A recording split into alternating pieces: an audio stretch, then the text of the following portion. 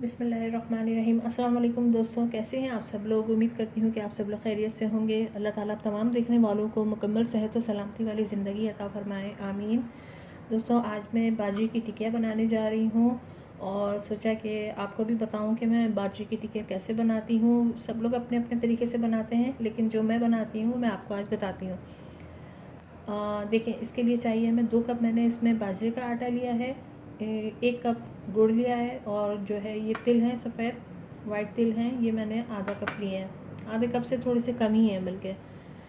तो ये तीनों चीज़ें जो हैं वो विंटर के लिहाज से बहुत ही ज़बरदस्त हैं, यानी गर्म, इनकी तासीर जो है वो गर्म होती है, और ये स्पेशल विंटर के सीज़न में ही, सर्दियों में ही खाई जाती हैं।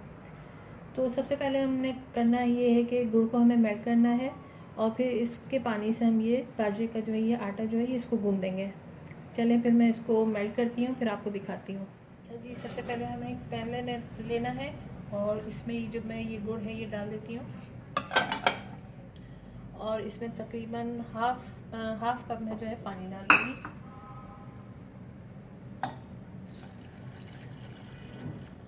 ये पानी डाल दिया और मैं फ्लेम करती हूँ ऑन। ये आहिस्ता आहिस्ता मेल्ट हो जाएगा, और जैसे ये बॉयल होगा और ये खुद थोड़ी देर में जो है ये गुड़ जो है ये मेल्ट होना शुरू हो जाएगा। ये देखें, आहिस्ता आहिस्ता इसमें जो है वो गुड़ जो है वो मेल्ट होना शुरू हो गया है। जब ये पूरा कंप्लीट हो जाएगा उसके बाद हम ठंडा करके इससे आटा गूँध लेंगे।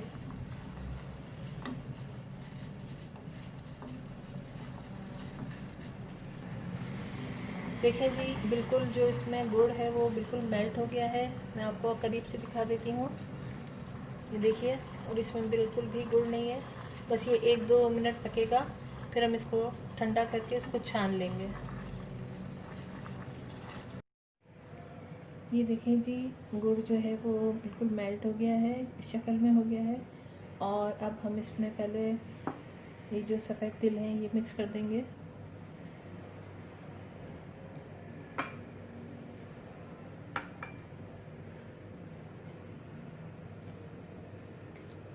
और फिर इस गुड़ से जो है वो हम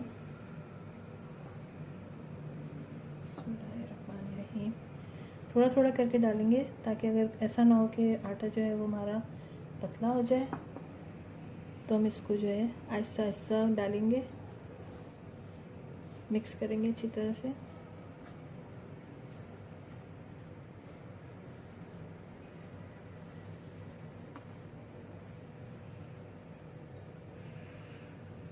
मेरे ख्याल से सारा ही चला जाएगा ये।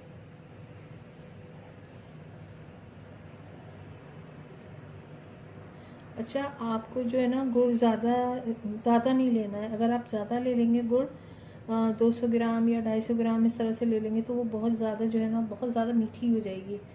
तो आप उसको अपने हिसाब से, जितना आप पसंद करते हैं खाना, बहुत ज़्यादा मीठा पसंद करते हैं, लेकिन उससे एक मसला ये होगा कि ज़्यादा अगर ये इसमें गुड़ का पानी चला जाएगा तो वो जब हम इसको फ्राई करेंगे तो ये फटने लगेंगी।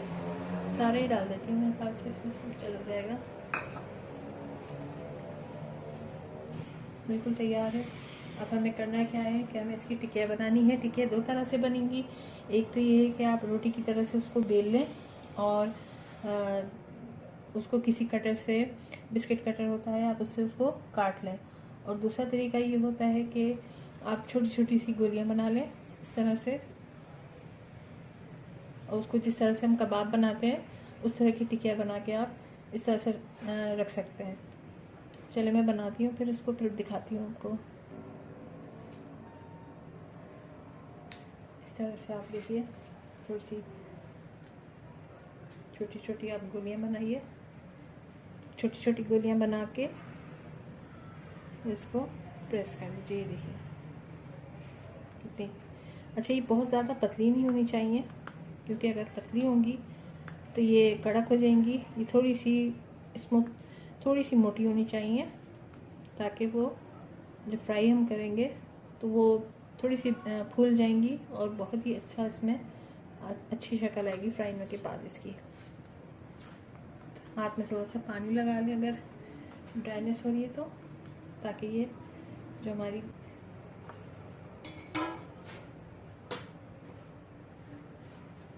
ये देखें जी, ये थोड़ी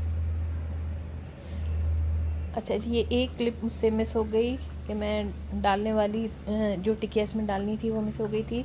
लेकिन ये क्या, हम इसको बहुत सुकून से फ्राई करना है, बहुत जल्दी नहीं दिखानी है, वरना ये सारी जो है जल जाएंगी। और आप लोग बिल्कुल आँच इसकी ऐसी रखनी है कि बहुत ज़्यादा तेज़ भी नहीं हो और बहुत हल्की भी नहीं हो, एक मीडियम होती है।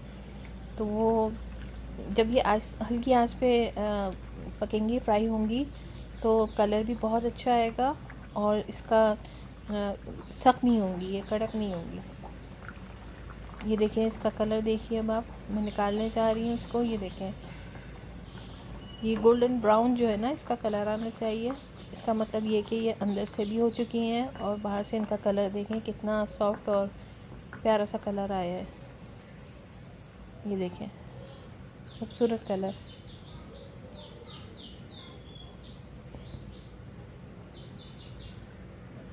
फ्लेम ऑफ कर दें इसका।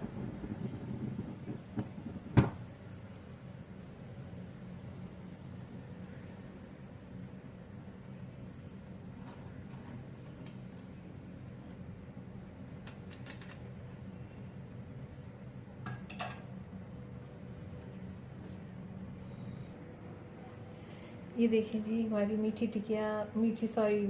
की टिकिया जो है बनके तैयार है।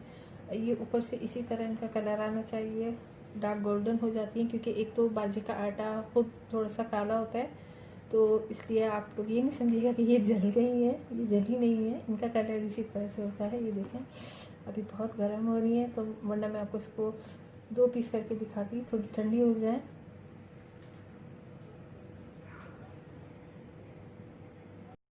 ये देखें जी, हमारी बाजरे की टिकिया जो है वो बनके तैयार हो गई हैं और बहुत ही खूबसूरत कलर आया है इसका, और ये खाने में भी इतनी ही मज़ेदार हैं जितनी ये देखने में लग रही हैं।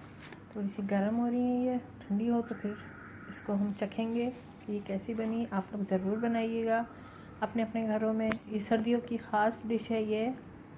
और आम दिनों में तो शायद मुश्किल ही कोई बनाए, लेकिन ये कि सर्दियों में ये स्पेशल, क्योंकि ये तीनों चीज़ें गर्म होती हैं, बाजरा भी और गुड़ भी और तिल भी, इनकी तासीर जो है वो गर्म होती है, तो ये ज़्यादातर सर्दी के ही सीज़न में बनाई जाती हैं। आप लोग भी अपने घर में बनाइएगा और कैसी बनी मुझे कमेंट्स में आके ज़रूर बताइएगा कि आपकी बाजरे की टिकिया कैसी बनी।